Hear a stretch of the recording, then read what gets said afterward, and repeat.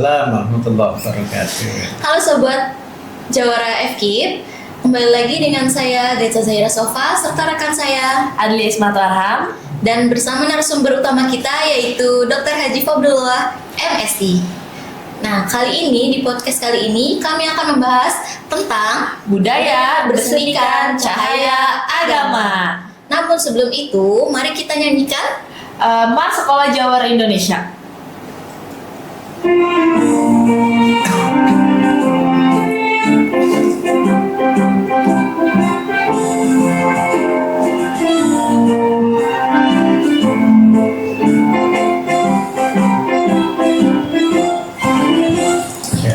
Sumber pengetahuan, puji syukur kami persembahkan kelompok kreasi Indonesia, sarjana watak dunia, jujur adil berkarya ilmiah, wibawa amanah pribadinya, religius taat beragam, akun rawat terhadap bangsanya.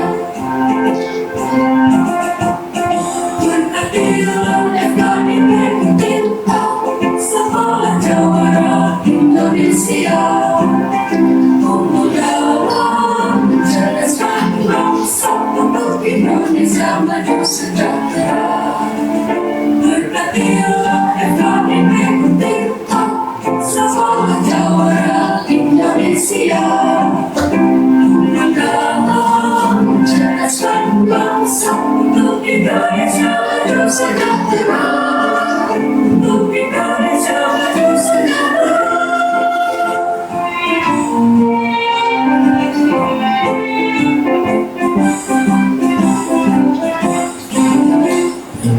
Sumber pengetahuan, puji syukur kami persembahkan kelompok kreasi Indonesia, sarjana berwatak dunia, jujur adil berkarya ilmiah, wibawa amanah pribadinya, religius taat beragama, akun taat terhadap bangsanya. Berkeadilan FKIP Untirta, Sekolah Jawara Indonesia, memudahkan mencerdaskan bangsa untuk Indonesia maju sejahtera. Berkeadilan FKIP Untirta, Sekolah Jawara Indonesia, memudahkan mencerdaskan bangsa untuk Indonesia maju sejahtera. Untuk Indonesia maju sejahtera.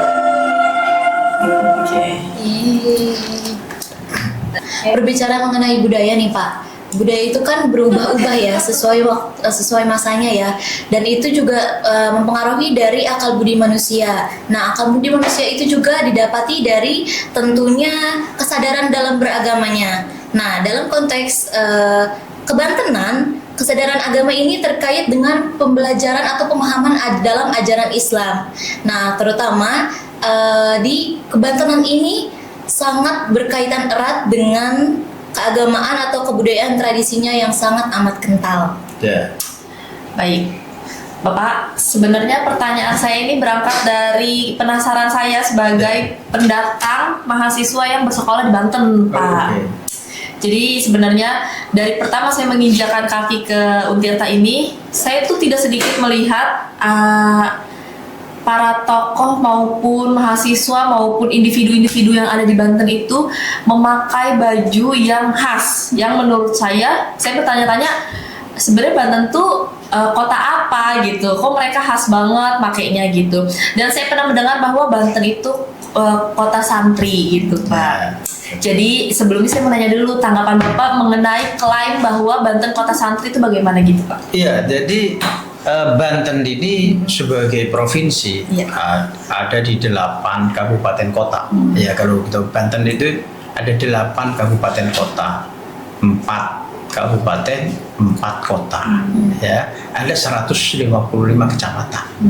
Nah, di Provinsi Banten itu ada lebih dari 4.000 pondok pesantren. Wow, banyak ya Pak. Banyak sekali. Nah, karena itu kalau disebut Banten sebagai kota santri, ya wong pesantrennya aja ada lebih dari 4.000. Iya. Santrinya tentu berjuta-juta, ya kan? Begitu juga kiainya.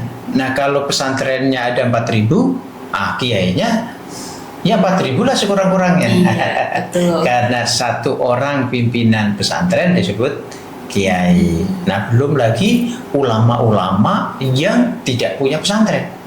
Ya, tapi dia mengisi majelis-majelis di masjid, ya kan, di majelis taklim dan seterusnya. Jadi bolehlah dikatakan bahwa Banten ini sebagai kota santri, ya.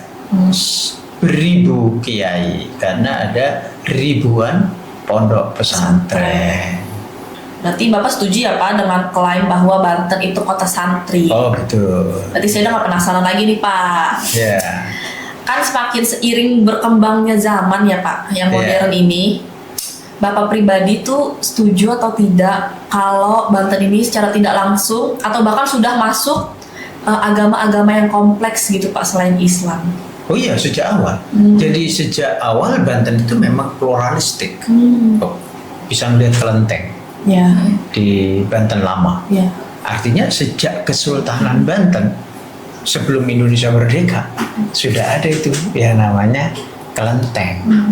Dan kelenteng itu berdampingan dengan Masjid Agung Banten di Banten lama. Ya kan? Iya. Di Kota Serang ada gereja. Ada Kristus Raja yang Katolik, ada HKBP yang Protestan, ada Advent dan seterusnya. Kalau kita ke selatan sama juga di Lebak misalnya, ada. Jadi Banten sejak awal memang satu kota metropolis yang multi etnis, multikultural dan multi agama. Jadi bolehlah disebut Banten itu sebagai model kerukunan umat beragama. Jadi bukan hanya kota santri. Iya. Kalau santri kan konotasinya Islam. saja. Tapi ini Banten juga bisa disebut sebagai kota yang menghargai kerukunan umat beragama. Menarik ya Pak.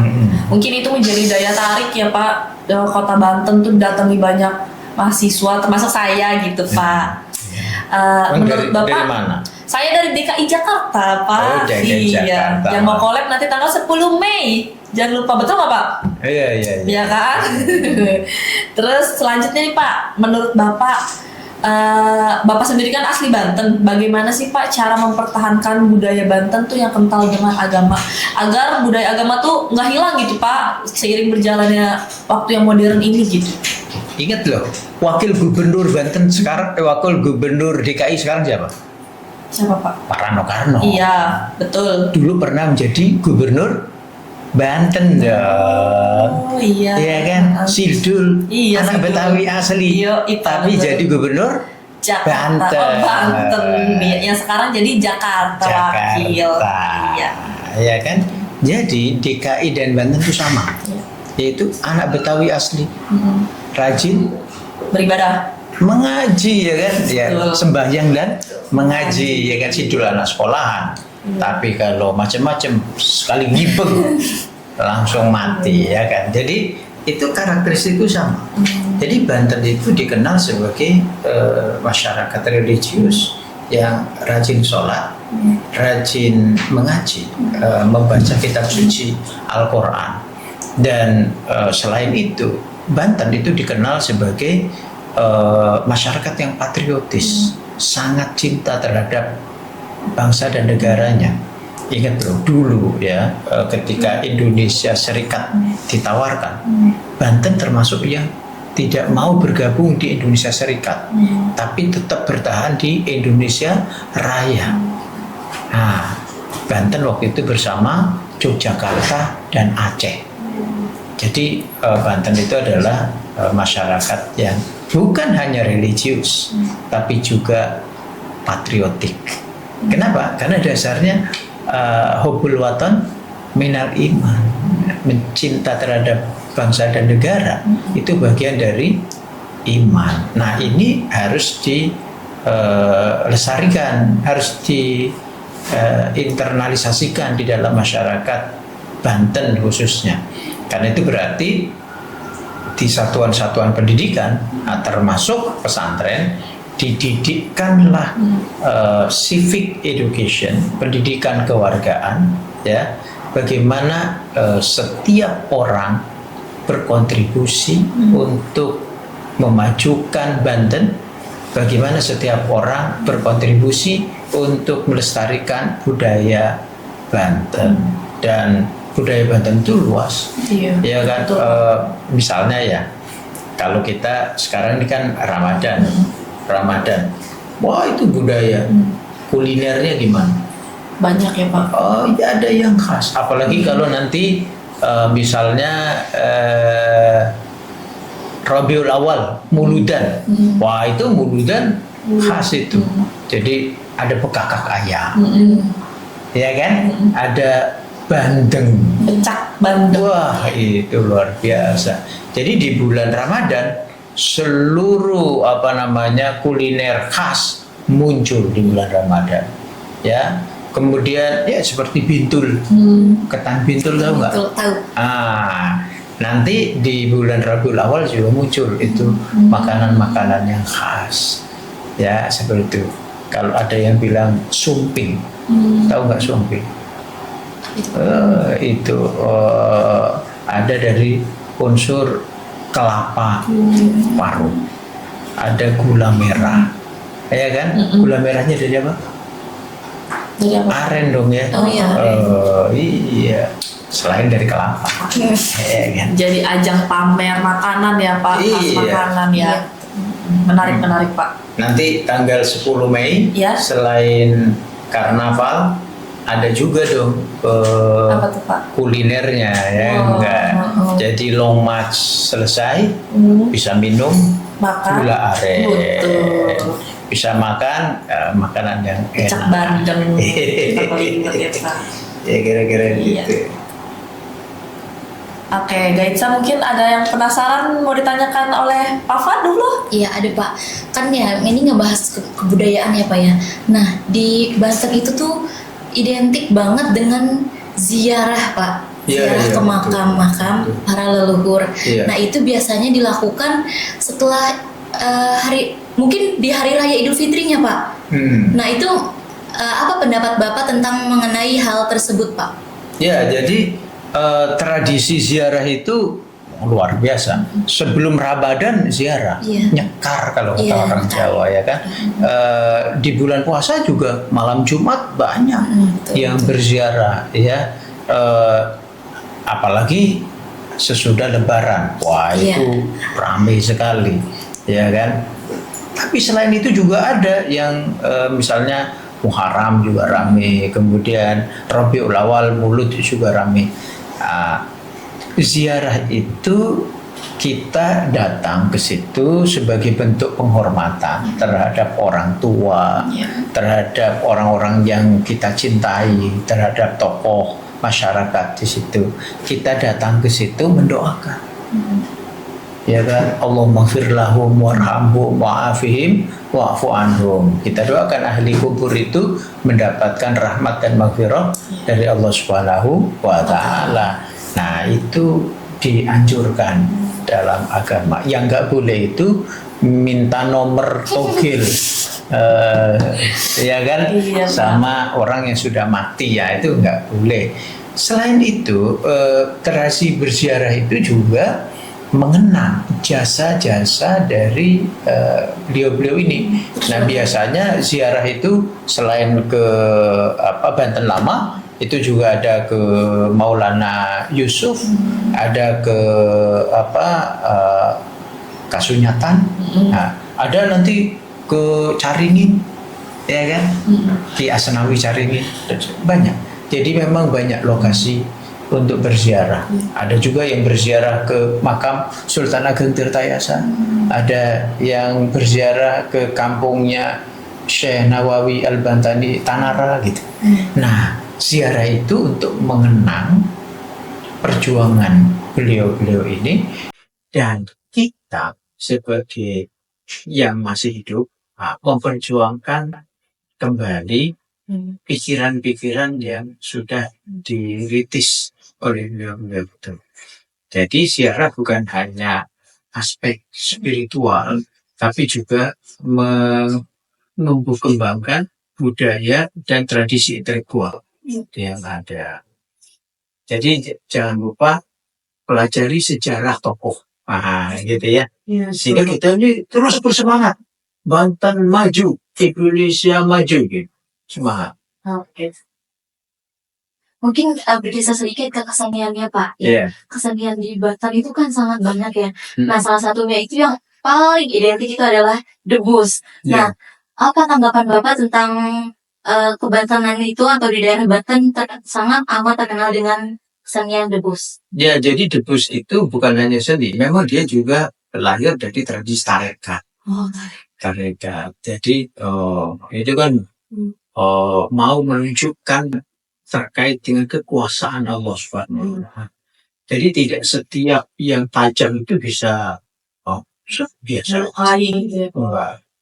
Jadi yang tajam belum tentu melukai. Ya kan itu bukti. Itu kan nggak apa-apa. Jadi di situ ada kuasa Allah Subhanahu wa Ta'ala. Jadi kita mau mengatakan bahwa yang kuasa adalah Allah. Tugas kita adalah ikhtiar yang terbaik. Jadi, ini tradisi debus itu bukan hanya di Banten, tapi juga sampai ke Afrika Selatan. Ya kan? Jadi ada peran orang-orang Banten tuh datang ke sana. Yaitu siapa itu? Syekh Yusuf. Syekh Yusuf itu menantu dari Sultan Ageng Tirtayasa. Beliau berjuang bersama Sultan Ageng Tirtayasa melawan penjajahan Belanda ketika beliau tertangkap oleh Belanda kemudian dibuang ke Afrika. Dasar orang Syekh Yusuf itu orang Makassar, orang Bugis ya, orang Makassar. Tapi jadi menantunya Sultan Ageng Tirtayasa. Darah Bantennya udah mengalir di sini ya kan. Dibuang ke Afrika. Itu nambah semangat perjuangan menyebarkan Islam di Afrika dan memperjuangkan kemerdekaan di Afrika. Jadi dibuang ke sana tidak menyurutkan semangat perjuangan. Baik Pak, kalau kita lihat momentum Ramadan tahun ini gitu ya Pak, lumayan menarik nih bagi saya karena Bapak kan mengambil tema Ramadan di kampus ya Pak ya. Iya. Bertepatan dengan tema kita juga melalui budaya dan agama. Apa sih yang ingin Bapak sampaikan ke mahasiswa melalui momentum ini gitu Pak? Kita tuh ada sholat raweh bersama di kampus, buka bersama di kampus, itu apa yang ingin Bapak sampaikan ke mahasiswa tuh melalui momen ini gitu Pak? Ya, kita mau mengatakan bahwa kampus hadir bukan hanya pengembangan keilmuan, tapi kampus juga harus mengembangkan dimensi spiritual. Nanti dari dimensi spiritual ini moralitas juga akan muncul. Kan spiritualitas itu memancar dalam bentuk perilaku. Nah, perilaku sosial ini disebut dengan bermoral. Bukan hanya itu. Kita sekarang puasa, merasakan lapar, tapi nanti sore ada makanan. Itu kita masih yakin. Tapi tidak sedikit saudara-saudara kita yang bukan karena puasa tidak makan. Dia tidak makan karena memang nggak ada makanan. Dan setelah waktu berbuka maghrib, makanan juga tidak ada jaminan ada. Nah, ini lalu mengantarkan kita pada semangat solidaritas. Jadi Ramadan di kampus itu bukan hanya menumbuhkan spiritualitas, mengkaji Islam dengan intelektualitas yang cemerlang, bukan hanya moralitas yang baik, tapi juga harus berujung pada gerakan sosial. Karena itu Ramadan di kampus bukan hanya menghidupkan kampus dengan tarawih berjamaah. Mahasiswa juga sebagai turun ya ke masjid-masjid di sekitar kampus, terutama 2 kelurahan, yaitu Cipari dan Sumur Pecung. Nah, Bisa itu dekat ya Pak. ya ada 40 masjid Hmm. yang itu nanti adik-adik mahasiswa kita mengembangkan pertama penguatan literasi Quran, yang kedua ada introduksi untuk pengembangan sains dan teknologi bagi adik-adik kita yang di TK, SD, SMP, SMA begitu melalui bimbingan belajar dan juga gerakan zakat, infak dan sedekah. Apakah itu kegiatan berjamaah gitu Pak di kelurahan-kelurahan terdekat itu masuk kepada asesmen universitas atau hanya ya udah biar sadar masing-masing gitu, namun tetap dipantau gitu Pak? Ya, ini bagian dari gerakan jawara. Oke. Jadi Tapi Pak. bagian dari jawara. Jadi jawara itu kan ada religius, akuntabel. Nah, religiusitas itu dibuktikan dengan sikap beragama yang toleran, dan pada saat yang sama akuntabilitas dibuktikan dengan kepedulian kita terhadap sesama, sehingga kampus bukan hanya menara gading tapi juga menara air. Nah, gitu. Tak terasa ya Pak, waktu singkat, namun kita harus berakhir nih Pak. Oke, baik. Sebelum berakhir nih Pak, tolong dong Pak pesan dan kesan untuk mahasiswa yang mau memulai untuk kuliah di Banten, terutama di Universitas Sultan Agung Tirtayasa. Pesan-pesannya apa Pak? Jadi untuk adik-adik yang sekarang di SMA atau madrasah aliyah atau di SMK, pendaftaran sudah dibuka. Ya. Nah, kalau yang jalur prestasi sudah tutup, Ya. tapi masih ada jalur untuk UTBK dan Semangat. ada juga jalur mandiri. Tetap semangat. Bergabung bersama FKIP Untirta, Sekolah Jawara Indonesia. Oke. Setelah sebelum acara ya Gensa. Betul sekali. Baik, terima kasih Bapak ya sudah menjadi narasumber kita pada hari ini di podcast kali ini. Nah, tentunya apa yang telah disampaikan Bapak itu akan berguna bagi kita semua ya yang menontonnya, baik Yang di rumah maupun yang ada di Iya, sini betul. gitu. Baiklah, podcast pada kali ini kita cukupkan ya. Terima kasih kepada Bapak sudah telah menjadi narasumber bagi kami. Semoga semua yang disampaikan Bapak dapat bermanfaat bagi kita semua. Amin. Nah, akhir kata kita bisa mengucapkan hamdalah. Alhamdulillahirabbil alamin. Terima kasih, kami semua pamit undur diri. Sampai jumpa Sobat FKIP. Assalamualaikum Assalamualaikum Warahmatullahi wabarakatuh.